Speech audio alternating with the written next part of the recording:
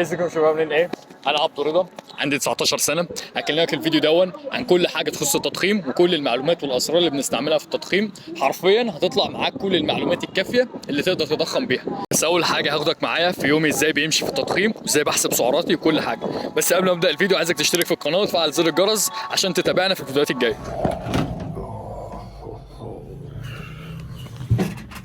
صباح الفل. الساعة دلوقتي عاملة 6:15 لسه صاحي.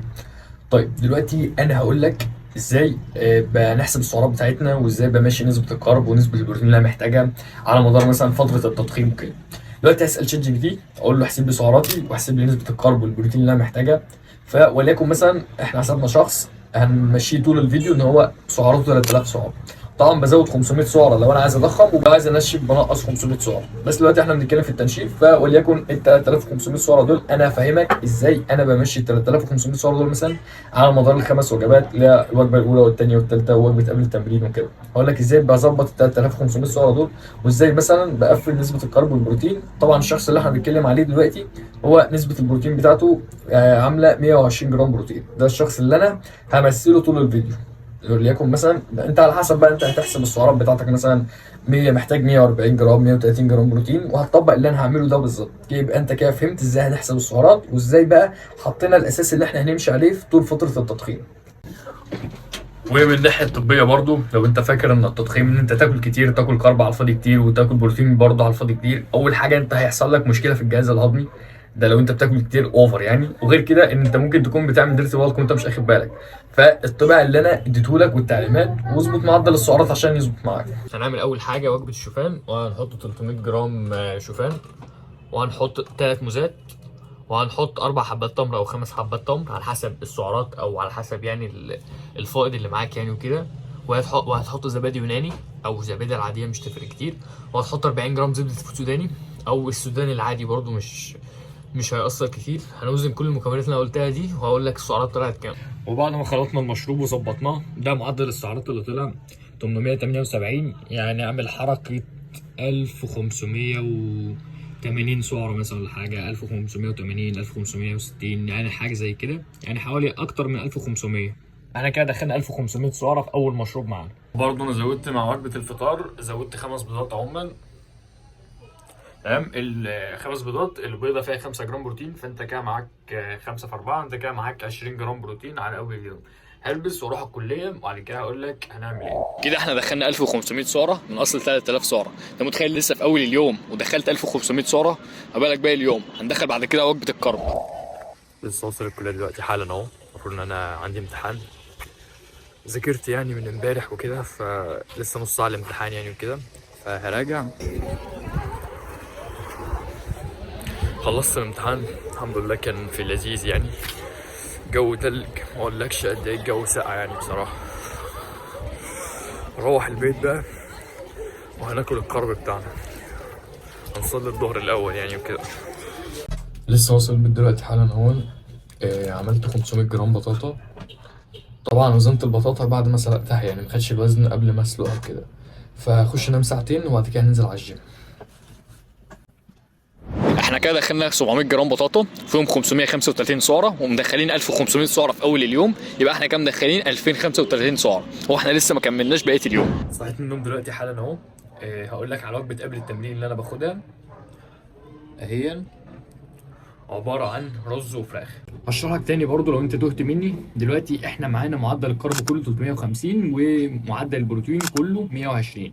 احنا دلوقتي كنا مدخلين الصبح 500 جرام بطاطا ودول فيهم 120 جرام من الكرب. ودخلنا دلوقتي رز 290 جرام دول عاملين 80 جرام يبقى 350. تمام.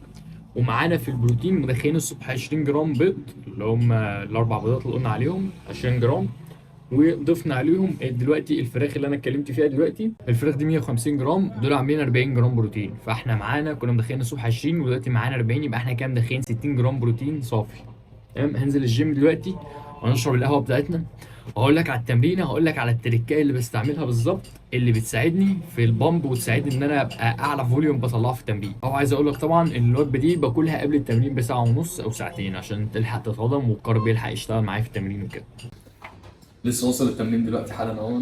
من الحاجات اللي انا بستعملها في التمرين اللي انا بصراحه بتفرق معايا في البامب جدا، وهي ان انا بحط ملح هيمالايا، بحط 2 جرام او 3 جرام. انت ممكن تستعمل، ممكن تحط الملح العادي بعد وجبه قبل التمرين، يعني تحط 2 جرام او 3 جرام اللي هو الملح العادي بتاعنا، هتحطه قبل وجبه التمرين عادي مش تفرق. بس انا بحب استعمل ملح هيمالايا اكتر في التمرين، يعني هحس ان البامب احسن كده. فهنغير، وعندنا النهارده تمرين تشيست وتراي، فهتبقى تمرينه موت يعني. نخش اول تمرين كان الشيست العالي، هنلعبه على الكابل.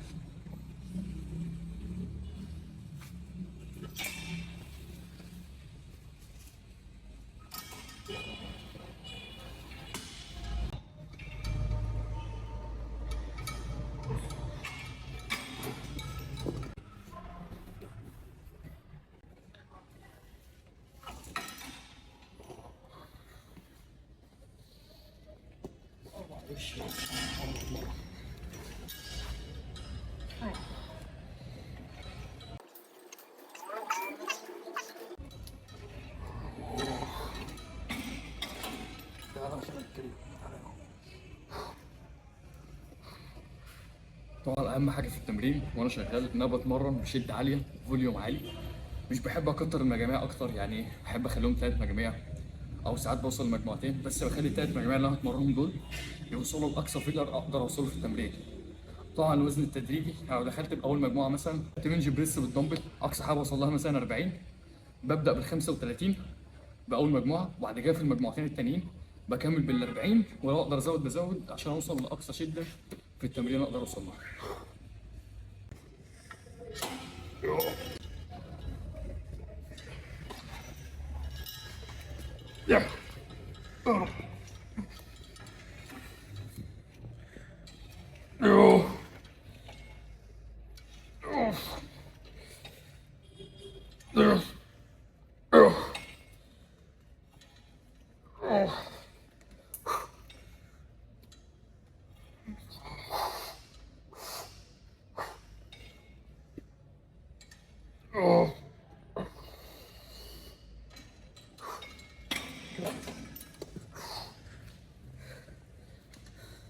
دي كانت اخر مجموعه معانا، وصلنا لاقصى درجه فشل اقدر اوصل لها.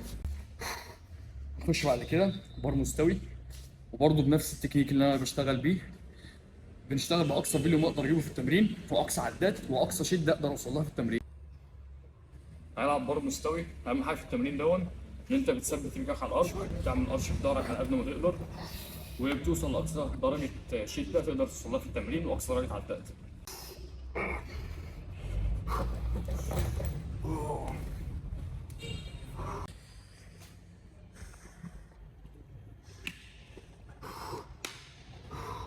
هنخش تاني تمرين باتر فلاي. هحب العبها على الكابل احسن عشان بيبقى فيها مقاومه احسن.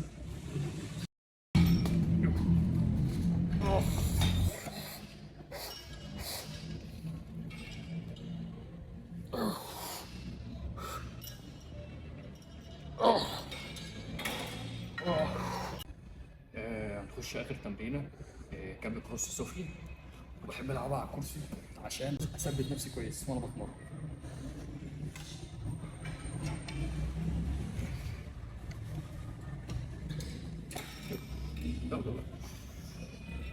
تحت.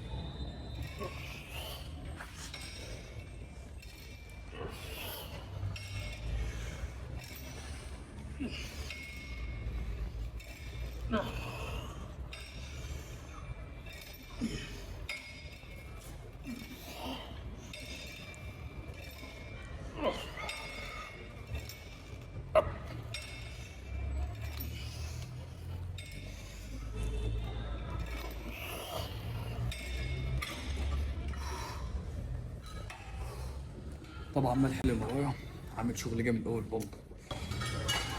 هنلعب اخر تمرين معانا تراي بالحبل وتراي اوفر هيد.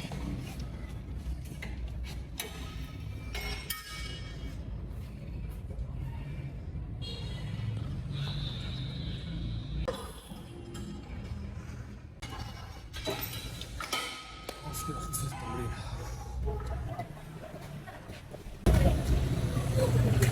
كده احنا خلصنا التمرين، نروح ناكل وجبه الكارب والبروتين بتاعتنا. بس حابب اشكر الراجل توفيق الجدع دون، حبيبي والله. هو اللي مصور التمرين كلها، تعبناه معانا بصراحه. تقلقش يا عم، هنقبضك يا عم والله. خلاص متأخر يا عم. حضرت دلوقتي 100 جرام كفتة، ودول فيهم 25 جرام بروتين، وحضرت معاهم 300 جرام رز، ودول فيهم 100 جرام كارب. وبعدها بساعتين حضرت رز تاني برضو عشان بحب الرز، حطيت معاهم 100 جرام لحمة، وبكده أكون قفلت معدل الكارب والبروتين بتاع اليوم. عايز اتكلم معاك في موضوع الدايت، عايز اتكلم في موضوع الفلوس وكده. مش شرط انك تدخل احتياجك البروتين كله، او مش شرط انك كل يوم تاكل لحمه، كل يوم تاكل فراخ، كل يوم لازم تدخل البروتين النباتي او البروتين الحيواني كل يوم، مش شرط. يعني انا قعدت فتره كنت بعمل فورمه، كنت ماشي على دايت بالمتاح، بالاكل المتاح في البيت. يعني ايه المشكله انك تمشي بالاكل المتاح؟ لو مثلا عندك الاكل المتاح رز مثلا النهارده، كل رز مش مشكله، مش حاجه هتحصل. معلش انت مش طالع بكره مسرح اولمبي او حاجه، فاهمني؟ فقضي بالمتاح. صدقني انا عملت جسم حلو، يعني كنت ببص في الان بودي، كنت ماشي على اكل البيت بس، ما هو الرز وشويه كارب، ممكن شويه بروتين بسيطه يعني. وكنت كنت بزيد في الان بودي 2 كيلو عضلات ولا حاجه، فاهمني؟ مش كنت ثابت، كنت بزيد. هي بس الفكره ان انت هتطول بس في فتره ان انت تضخم عضلات. بس صدقني يعني مش شرط ان انا التزم بالاكل معين او التزم بدايت معين، بروتين لازم يبقى ثابت كل يوم ادخل كذا. لا صدقني الموضوع بسيط، احنا بس بنتمرن عشان نحسن شكل جسمنا، نحسن صحتنا بس، مش اكتر، فاهمني؟ فعشان ما اطولش عليك كتير، الفيديو طول مني معلش. يا رب اتمنى تكون استفدت بجد، واتمرن وما تخليش حد يضايقك بجد.